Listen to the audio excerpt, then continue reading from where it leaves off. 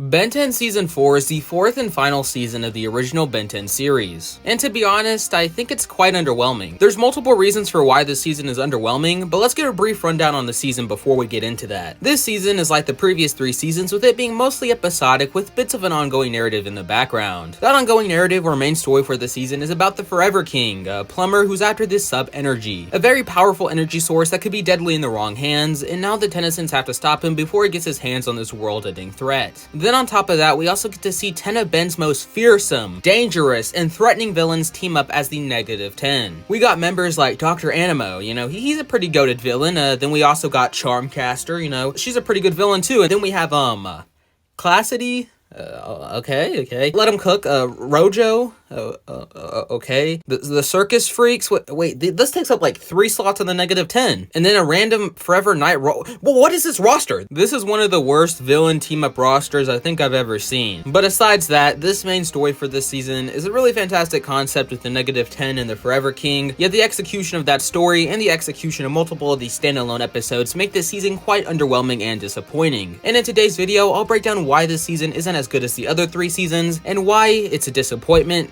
just like me. But before this video starts, I will not be including Secret of the Omnitrix, okay? Some people may include into Season 4, I'm not, it's a standalone movie. I'm just gonna review it in another video where I talk about all the movies that relate to the classic series. Also, this video isn't structured like my previous season reviews, like my Season 2 and 3 review, where I review each episode of the season. So this video will just be me talking about the season in more broad strokes instead of reviewing every episode in order. So hopefully it'll be a lot more concise and mainstream than my last season reviews, and I'll explain at the end of the video as to why the change of format. Also, if you could please like and subscribe and comment down below to give me some internet validation. Please, I need internet validation. Okay, I need it to live. But with all that out of the way, let's jump straight into this season. First of all, to explain why this season is underwhelming, we have to look back at the episodes in this season. A majority of the episodes in this season are just kind of mid, not gonna lie. Not mid in terms of being bad like people use that word nowadays, but I'm just using the word mid as mediocre. Multiple episodes in this season are basically just pointless. They do nothing for the franchise at all. This may be excusable if they were like good episodes or if they weren't in the final season of the classic series, but they aren't good episodes, and they are the final episodes in the final season of the classic series. Episodes like Ben 4 Good Buddy, Ready to Rumble, and Big Fat Alien Wedding are useless episodes that don't do anything for the main story of this season and are either straight up bad or mid episodes. Like the episode Ben 4 Good Buddy is about the Rust Bucket getting stolen by like a street gang, and then the episode Ready to Rumble is about Ben fighting in an underground wrestling ring, and then he goes and saves a mom from like a mafia type thing. I don't know what these episodes are about. They're really weird episodes. Both these episodes are just straight out boring because of how mediocre they are, and they do nothing to help progress the plot at all. So watching this feels like you're just watching paint dry, because that's how boring these episodes are. Then we have the episode Big Fat Alien Wedding, which is a wedding episode, it's okay, it's nothing special. This episode is only noteworthy because they bring back Lucy in this episode, they bring her back in Omniverse, but just as a standalone episode, it's pretty mediocre, not gonna lie. Then we have episodes like Divided We Stand and Don't Drink the Water, which have returning villains, so it already makes the episode better,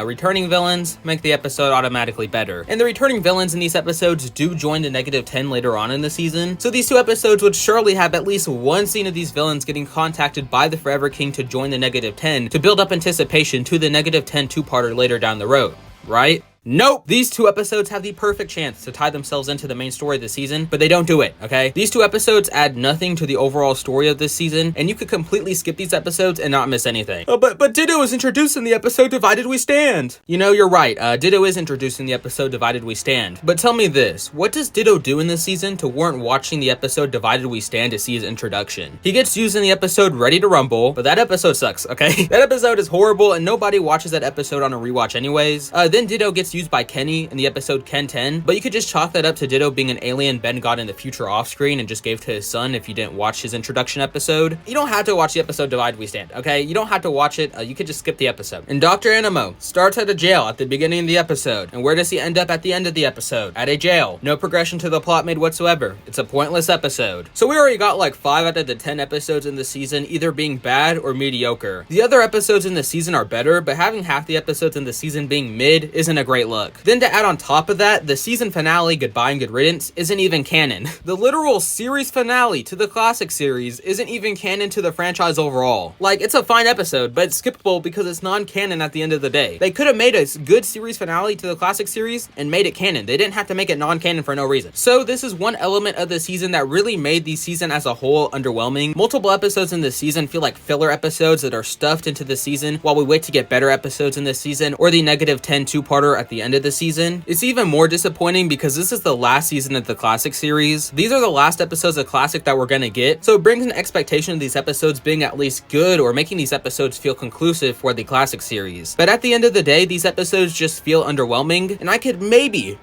forgive that if we got a really good story for this season, but we didn't. We didn't get a good story. The story for this season sucks. It is by far the worst one out of the classic series. Now moving on to the main season story, which is probably more underwhelming than the episodes in this season, and I think the root of the problem for this story is the lack of setup. The lack of setup for this story is the root of all the problems I have with this story, and to truly show how this lack of setup makes this season's story underwhelming, I'll use the trustworthy method of compare and contrast. So I'll compare this season's main story to the first season's main story to show how the lack of setup and build-up led to this season's main story being quite underwhelming. The lack of setup for the main story of season 4 is shown in the episode count that relates to the main story compared to the episode count that relates to the main story in season 1. In season 4, there's only a grand total of 1 episode for setup for the -10 story before we get into the climax of the story in the episodes Ben 10 versus the -10 part 1 and part 2. That episode is the episode Perfect Day, where at the end of the episode we get a tease at the big bad, the Forever King, compared to season 1 where we get 3 whole episodes that relate to the main story and build it up, and those episodes are And Then There Were 10, Hunted, and The Alliance,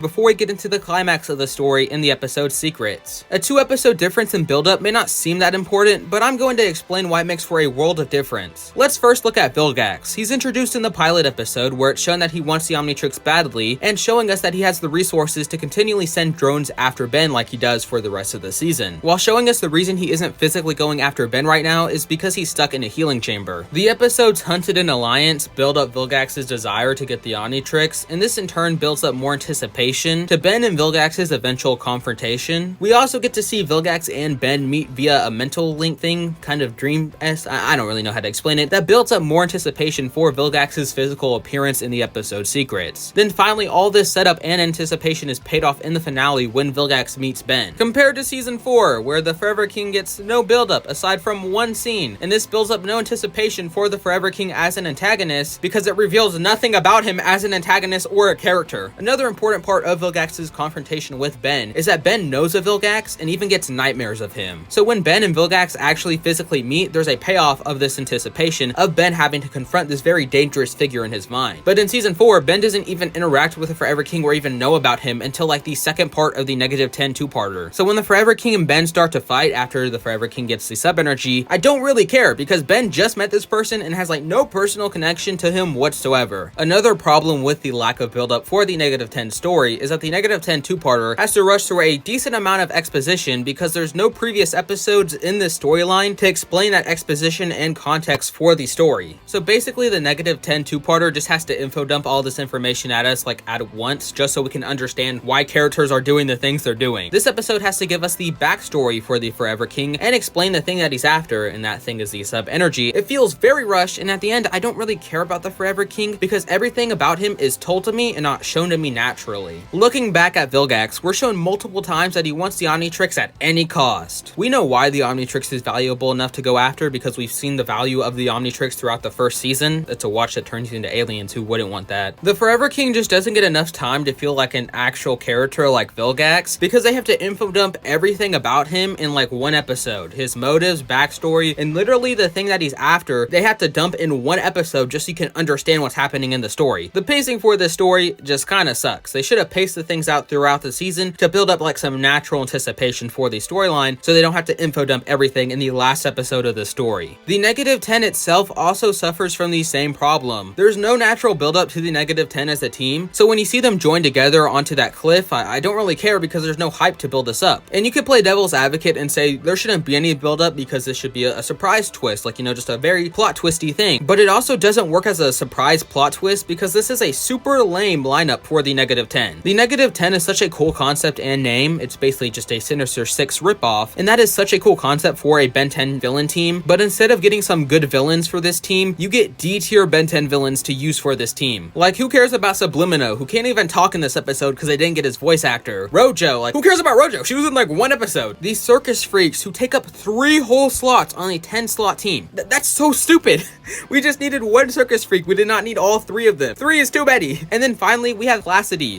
Who cares about Glassity? I know they didn't really have any other options for this team up of villains, but then why are you doing this storyline when you don't have the necessary rogues gallery to pull it off? Just like make the Forever King and the Forever Knights the main villains for this storyline, so you can save this really cool concept for later down the road when you actually have 10 good villains to use this concept for. Such a cool concept ruined by the lack of setup and payoff that leads to no anticipation for this big team up, and that leads to no hype for this very big team up. Also, the roster for the Negative 10 is just horrible. Cooper is another victim to the lack of build-up in the story. He's just shoehorned into the Negative 10 two-parter, and it feels so forced for him to be here. He feels like a plot device to make this story work instead of an actual character that is naturally introduced into the show. Another victim to the lack of setup is the sub-energy. It's such an important part of the story that isn't naturally built up to, so it feels like a random thing that they just made for the Forever King to go after and not a natural part of the world of Ben 10. So overall, this whole story suffers from the lack of build-up and setup, and it affects the Forever King as an antagonist, the Negative 10 as a group, the sub-energy as an important object, and the character of Cooper. So overall, this season is quite underwhelming. It's filled with a decent amount of mid-episodes that feel like episodes to pad out the episode count, and the main story of this season is plagued by the problem of having no setup, leading to the story being quite rushed and underwhelming for the concept that it is. I honestly wish I could say I really like season 4 like I do for the first 3 seasons of the classic series, but to me, this season is quite mediocre, disappointing, and overall underwhelming.